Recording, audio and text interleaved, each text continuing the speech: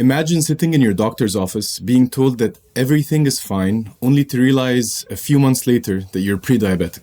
That was me a few years ago when my doctor was telling me that my hemoglobin A1C was normal. My labs did not alert me that anything was out of range, only to realize that I was developing pre-diabetes and was well on my way towards chronic disease. Only when I started digging into functional medicine did I realize that there's this whole optimal range that we learn nothing about in medical school, and that I could have caught things much sooner. I was still lucky, but that's when it hit me. How many of us are living and inching day by day towards disease without knowing anything about that, and the only thing that could be enough in switching our trajectory is if we just became more health data literate. Think about it this way. How many data points do you know about your finances? You probably know something about how much money you have in your savings, how many checkings account you have open. Perhaps you know about your investments or stock options or stocks that you're tracking. Some of us may know the interest rates off the top of our head. But how many of us know our hemoglobin A1C, our blood pressure, the levels of iron, magnesium, and vitamin D in our blood and bodies? Very few of us. And this is what this essay is about. How can we build a sonar that can help us prevent long-term chronic diseases and become healthier by learning about our data? Welcome to the Human Recovery Lab, where science-backed ideas meet real human stories about how life's hardest moments can become our healthiest comebacks.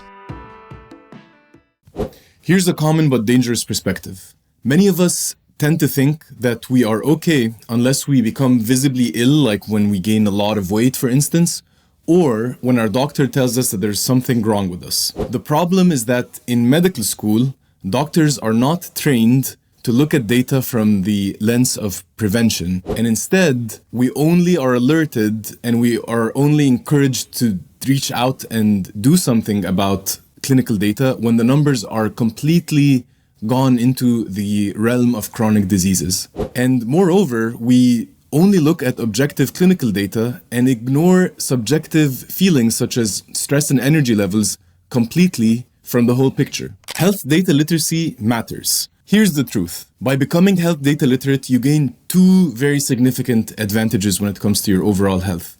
First is that you get a chance to prevent chronic, costly diseases way before they become a big problem. Just imagine the peace of mind of knowing that you've reduced the risk of chronic diseases in your 70s and 80s simply by understanding your data. Second, it helps reassure you that your health is on the right track even if you don't feel healthy every single day.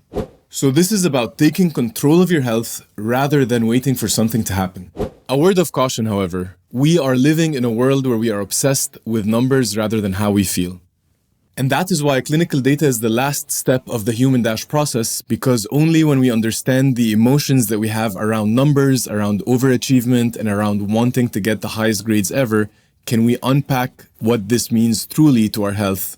And that's why bringing self-compassion and understanding this dynamic internally is critical before we start playing this data game with ourselves. So how do we become health data literate? Don't worry, you don't need a statistics degree or a clinical data science bootcamp. All you need is a lot of curiosity about your health and your overall health picture.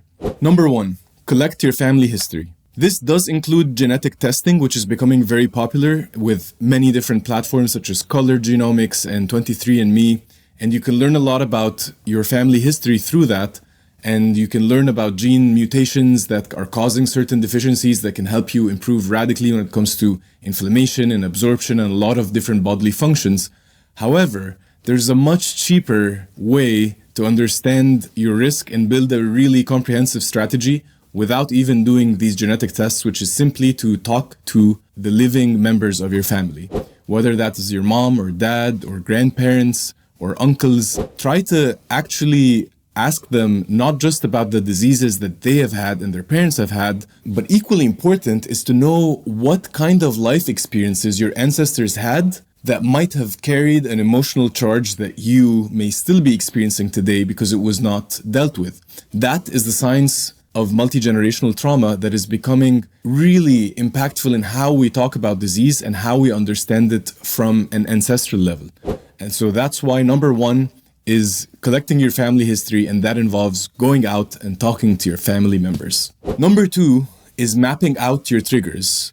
As I mentioned, inner work and what happens in our emotional realm can crop up as chronic diseases. So the first way to actually keep tabs on what is going on is to map different triggers that come up through our day through journaling or talking to a friend or in therapy, where we can actually dissect and map out what happens in our environment that triggers an emotional response that then brings up these unhealthy behaviors, which ultimately lead to chronic diseases, which we then can use clinical data to measure. But on a very early stage, how can we keep tabs on these anxiety loops, these stress-related loops, these compulsive, addictive behaviors that we use to keep our emotions at bay and perhaps keep holding on to things that we don't need that may then start manifesting as diseases that we don't understand. Number three is subjective data, which is equally, if not more important than objective clinical data sometimes. This question of how do you feel, that is the most basic health survey to ever exist. And in modern medicine, we sometimes ignore that because we prefer cold, hard numbers, which we will talk about in a second. However, there are many studies that show that subjective measures such as the self-compassion score by Kristen Neff or the Maslach burnout industry by Christina Maslach, and many, many more that can help us actually keep tabs on burnout, overall health and well-being, self-compassion, our emotional regulation, our ability to cope with shame. All of these validated surveys are an excellent way and a free way for us to continue gathering this full picture. So when you're thinking of building your health sonar, don't forget to ask yourself, how are you feeling today? Number four is the clinical objective data.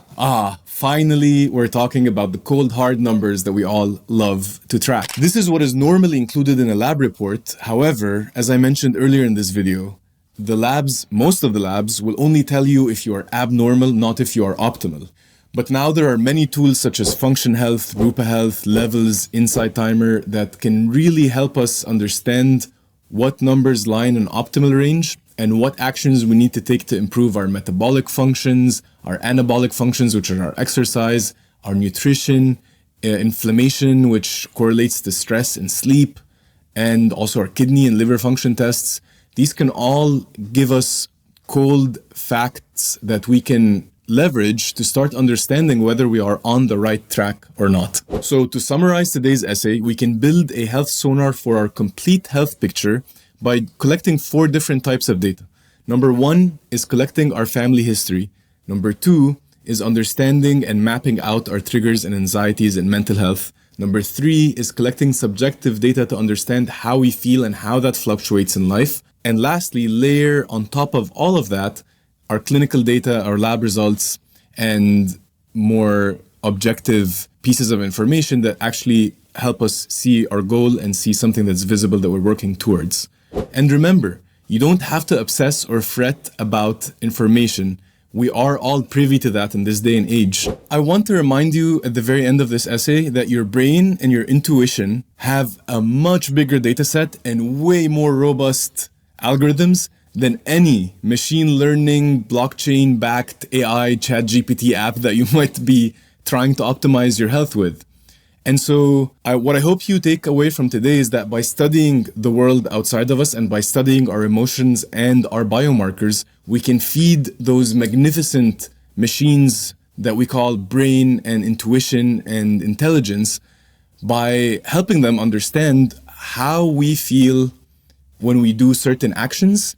And that way, by integrating everything that we're learning on a continuous basis, we don't need to obsess about tracking, but we can know what we need to do in order to have a long-term, easygoing way of maintaining our health and knowing that we're on track with where we want to be when we're much older.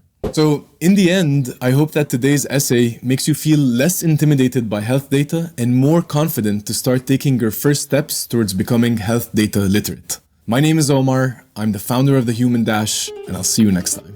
Be the first to know about new content, events, and our 3-month program by signing up at thehumandash.com/subscribe. And while you're there, you can take the Human Dash assessment. It's free, science-backed, and it shows you how stress and habits are shaping your health right now.